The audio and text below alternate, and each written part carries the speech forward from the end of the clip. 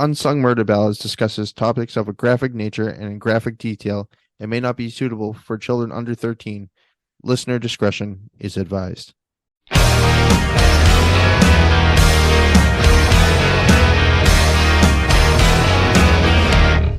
Hey, everybody. Welcome back to day 2 of the 7 Deadly Sins week leading up to Halloween. I am This is Janice so much Dead. fun. Yeah, I love these. I'm sorry. I don't mean to cut you off, Janice. I get so excited about all this. Yeah, this is definitely fun. I love the idea. And just let everyone know, it won't be the same thing every year leading up to Halloween. We won't always do 7 days and 7 Deadly Sins. We might do maybe 4 days, and each one will be about a different element or whatever it might be, whatever catches our fancy that year.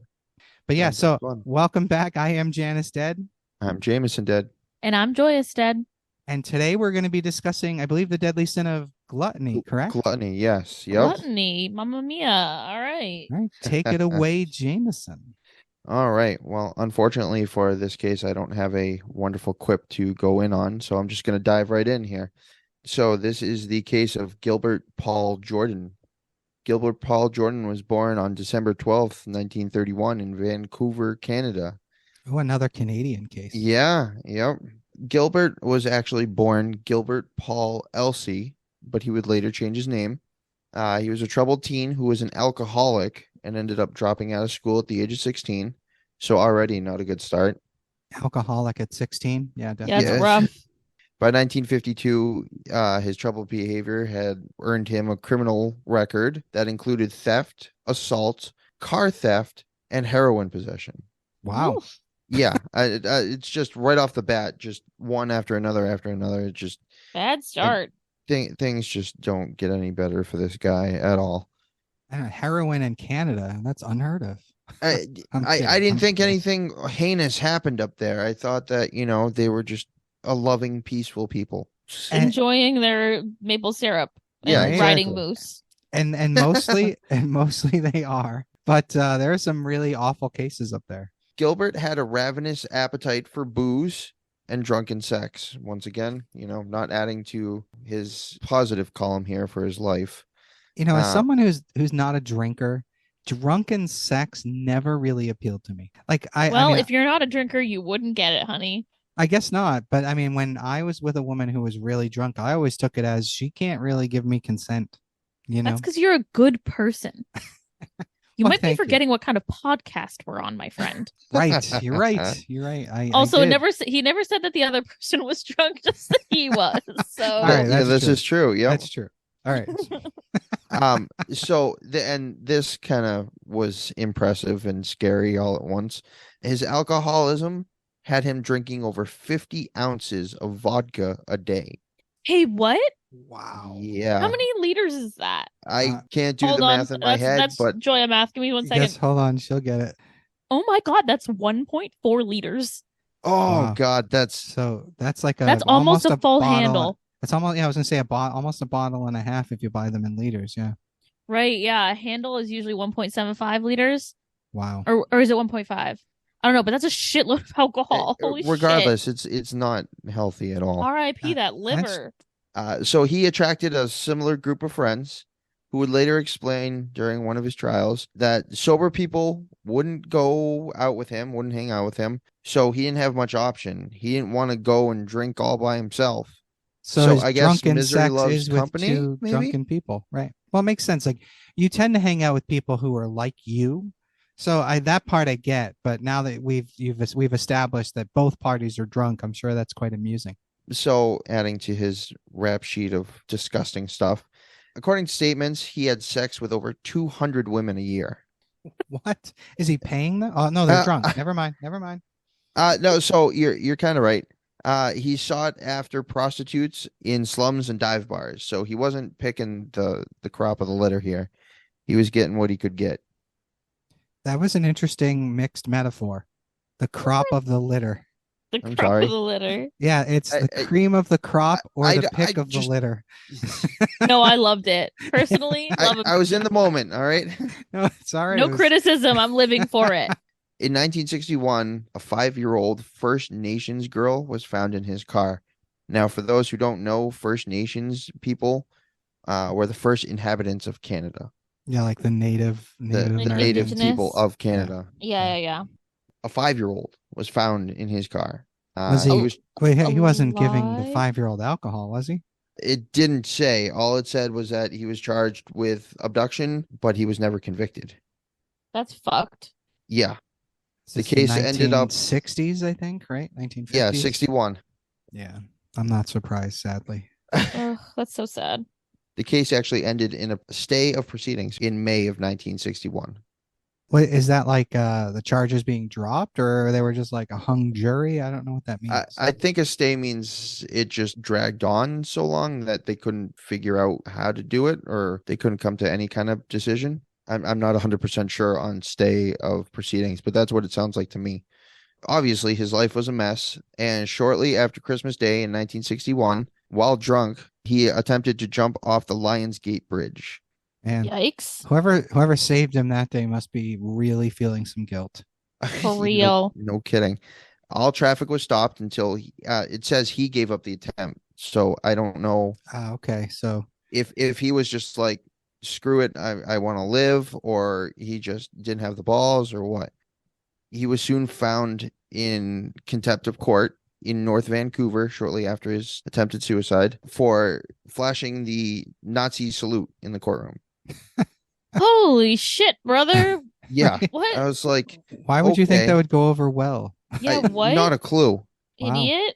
Just funny because there's a case I'm going to be doing in maybe a month or so that someone does the almost exactly the same thing.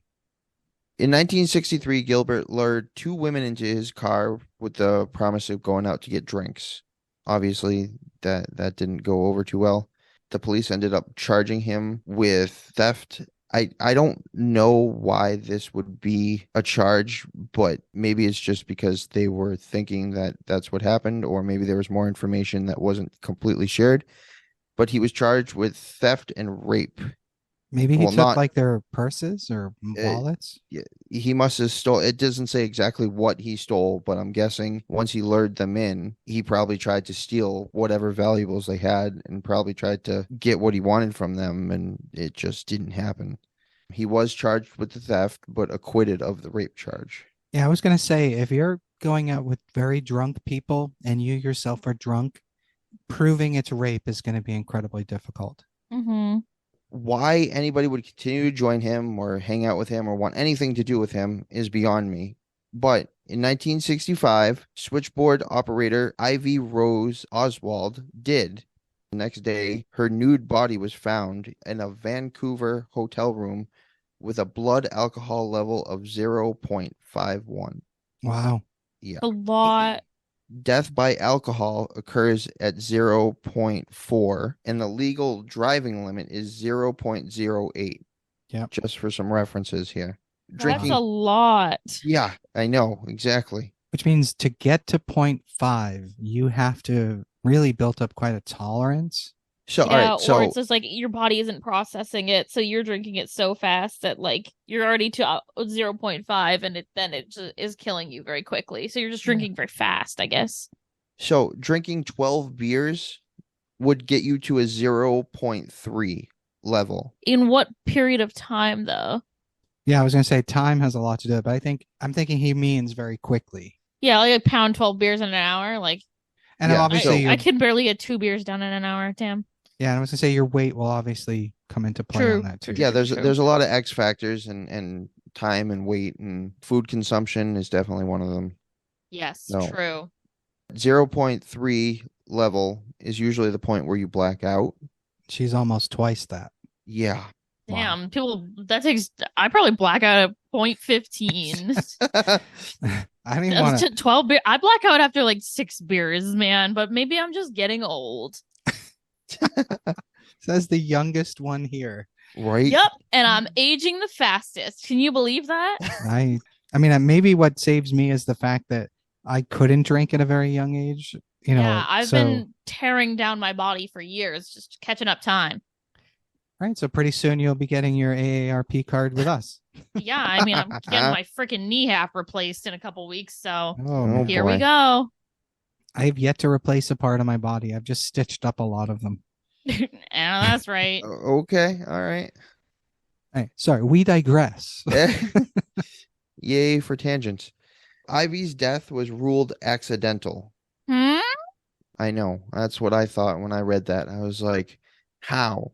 I guess if they thought she just drunk herself to death, then it could make sense. I mean, what would you assume? I mean, I understand what we assume because we're talking about Right. we're on a We have the murder background. podcast. Yeah, but Yeah, but as a cop at that point in time, unless she has any kind of marks on her body, I wouldn't have assumed she was killed. that's fair. Yeah, I mean, but the blood alcohol level would play a lot into that, at least for me. Right, but we discussed like we don't know how fast she drank it. Like I can see it's unusual, but I can see where the police would miss it at least the first time. Oh, for sure. A few days after the murder of Ivy, Gilbert attempted to change his name. He wanted to change his name to Jordan, and so he put in an application for that, and his application was approved. So you know that right there, he's just trying to, cut ties with his other With who life. he was before. Yeah, right? for sure. Yep. Unfortunately, it looks like that's not going to be possible because this guy just can't get it right. Yeah, he doesn't know how to stop a behavior. Charges and convictions for driving drunk were piling up, and in 1969, he was charged twice on the same day. Like, imagine that. Like, yeah. Holy shit. You get out and you go get charged again. Now I want to break that record. I don't know if that's something to be proud of, but sure, go right ahead. Some of his other criminal charges that were piling up on him. In 1971, he committed an indecent act in public. Those charges were dismissed. In 1973, he had indecent exposure, which he was convicted of. Jesus. He might have thought it was probably decent, but other people were probably like, nope. That's a funny thing to say. Like, me when I went to Mardi Gras. It's not that small. It's decent. Come on, it's decent. Stop laughing. Oh boy. Good. That's good. In 1974, he was convicted of indecent assault and was actually sentenced. As opposed to decent assault? I was just thinking the same thing. Like, what's I guess that just means it's sexual in nature, probably. Yeah, that was my thought. Decent assault is like a slap across the face or something. I don't know. Yeah, you were gonna assault me in a decent manner. Fucking punch me in the face like a man. Sorry, we keep cutting you off. Not at all. No, I love the reactions, and the mood is goofy today, friends. Yeah, no, and I mean, especially with this guy's behavior and all his. Yeah, this guy's a shithead. He really is. But he was sentenced to 2 years for that assault. After several of these, finally started to take notice and finally started to see this guy for the shithead he was. Crown decided to try and do something about it, and they tried to have him declared a dangerous offender in 1974. Now, finally, for whatever reason, that request was denied. I hate the 60s and the 70s. Oh my god. Worst. The fucking worst. Seriously. Like, why don't they take rape and assaults like that seriously? Oh, just wait. In 1975, he was back out on the street, free to do what he wanted again.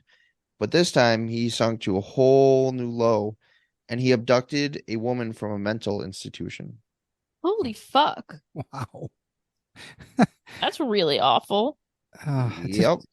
It just makes me think of that person who just going after the weakest of the herd. You know what I mean? Like, absolutely. Yeah, it's so bad. Because he doesn't have power of his own, so he goes after those who don't have it already. Wow. Well, police eventually catch up with him, and he is charged with kidnapping and sexual intercourse with a feeble-minded person. What a horrible way to interesting put that. language. Yeah, I found that very interesting when I read that. I was like, that's kind of really demeaning. Well, yeah, I guess it was the 70s, huh? I was going to say, like, they didn't even call it rape. It was intercourse with a feeble-minded person, which is so fucked. It really is. Times do be changing, huh? Apparently. I wonder if anyone I dated said they can say that. Say, man, just put me away. I had sex with a feeble-minded person. For this act, he was sentenced to 26 months. That's all? That's it. 2 years. That's it. Kidding me? Wow, I hate it. Between July 1982 and June 1985, 3 women died at the Slocan Barber shop, which he owned. Oh my God, it's giving Sweeney Todd. Oh Yeah. my God. As You long as he said doesn't it, I start, was thinking it. as long as he doesn't start cooking them in meat pies, I guess we're okay. Yeah, is there a bakery nearby? I just have a couple questions. Um, There probably is. any widows? Any beggars singing weird songs? Um, That's Is awesome. there a lost blonde wife somewhere? is there a child who got strangely dropped off by an Italian man? A general with or without his privates? Is Oh, Professor boy. Snape in there? Well, alrighty then. Audience, you're welcome. At least we didn't start singing it. Oh God. Don't Yes. try me. Oh boy. And the challenge Nothing's has been gonna opened. harm you. Oh, there we go. We're gonna get sued. They can't sue me for badly singing musicals. If they could, I'd be in jail. All right. Sorry, Jameson. Once You're again, good. we digress. It's all good. So Jordan somehow managed to escape investigation in all these cases, and all three were ruled to have died by accidental alcohol poisoning. I How don't do know they not put that together? I don't know. Like when I read accidental alcohol poisoning, I was like, first of all, that's not possible. Me, a woman at a barber shop, accidentally poisoning myself with alcohol 3 times. 3 times. Nothing suspicious about this at 3 all. times through the grinder. 3 times. Oh man. Now, here's where it kind of makes sense, and that last statement rings true. Oh no. The victims were alcoholics and prostitutes. So, unfortunately, to society, they were just throwaway people. Yeah. No, The you're right about authorities that. didn't care. Yeah. They didn't even care to put together the very obvious pieces of that puzzle. Yeah, they exactly. It's a closed case. Doesn't matter. Yep. They don't matter. This case doesn't matter. Yeah, that's the problem.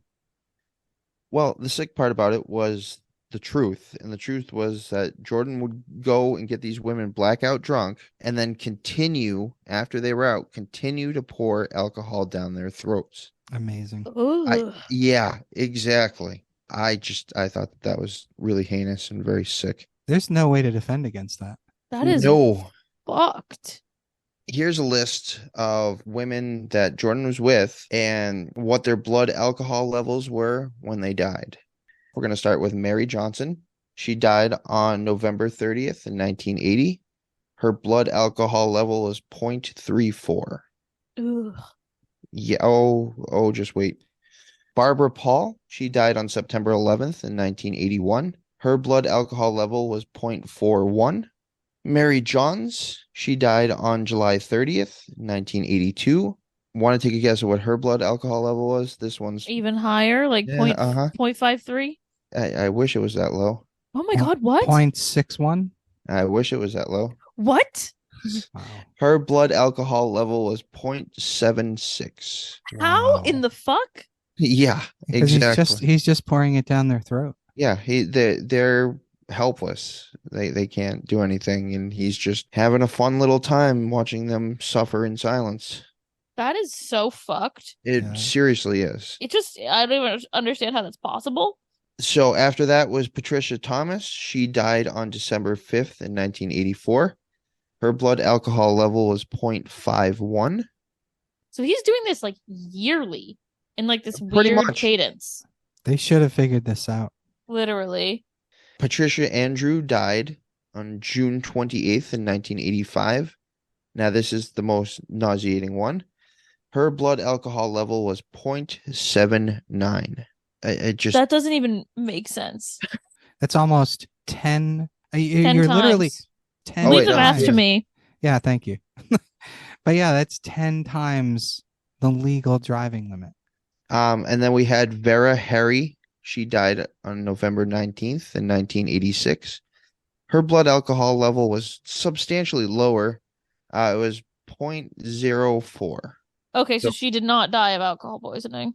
But she still died. She Right. there was still some alcohol and there was still Jordan involved. So That's weird.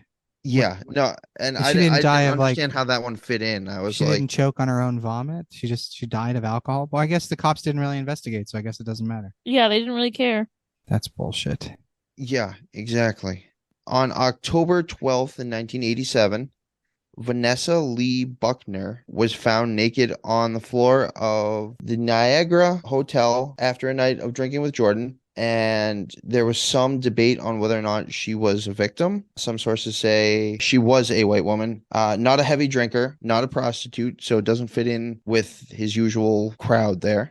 Officials describe Miss Buckner's death as a result of Jordan supplying her a lethal amount of liquor to a female alcoholic who died as a result.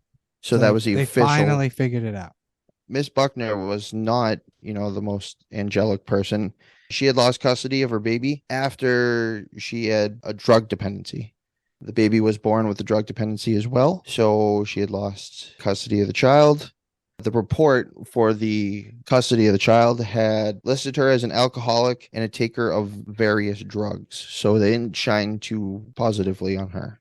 But she was kind of at her wit's end and probably looking for some kind of companionship or whatever it may have been, and she found Jordan. Well, he was So probably offering her free alcohol. probably. Makes sense. So a month after her death, another woman, Edna Shade, was found in another hotel room, and Jordan's fingerprints were at the scene, and they were able to take those and link them back to the death of Miss Buckner. Wow. So they're tying into each other, and everything's starting to crumble even more. So Buckner was the white woman, right?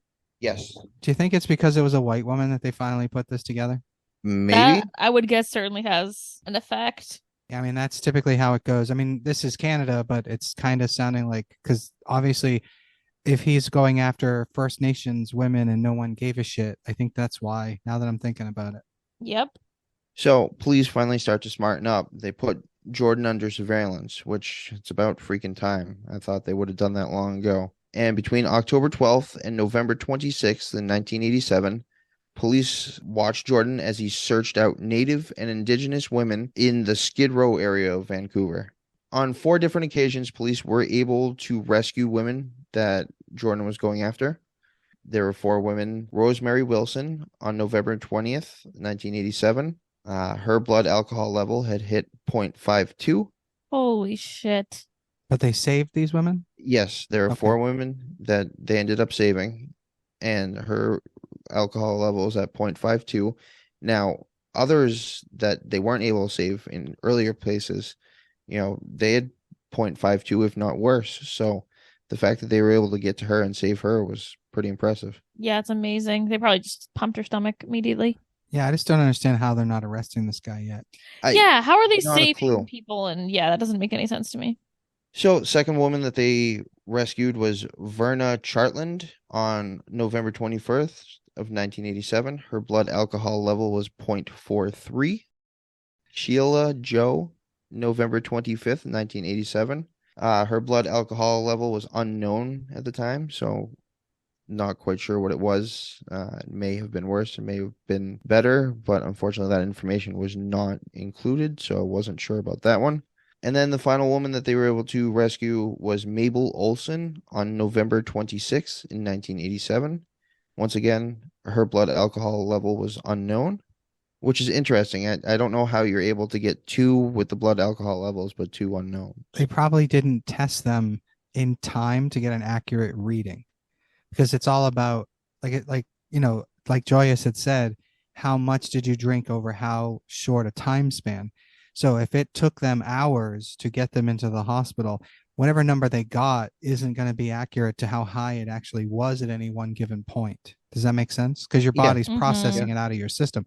So if they took it at all, they were probably, some of these people might have just been so happy that she was alive that they didn't test it. Or they just thought it doesn't matter now. It's been so long. This number doesn't mean anything. Okay. All right. I can see that. In 1988, Jordan was finally, took forever, but he was finally convicted in Miss Buckner's death, although he was charged for manslaughter and not murder. They don't think they can get him for doing it on purpose, is what you're saying. Yes.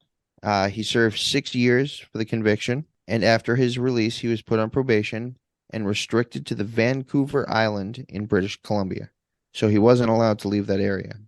Sucks for the other people that live in that area. Yeah, for Well, real. yeah. What the fuck does that do? Yeah, it's like it's not like it's Alcatraz. Like that's, Yeah, what?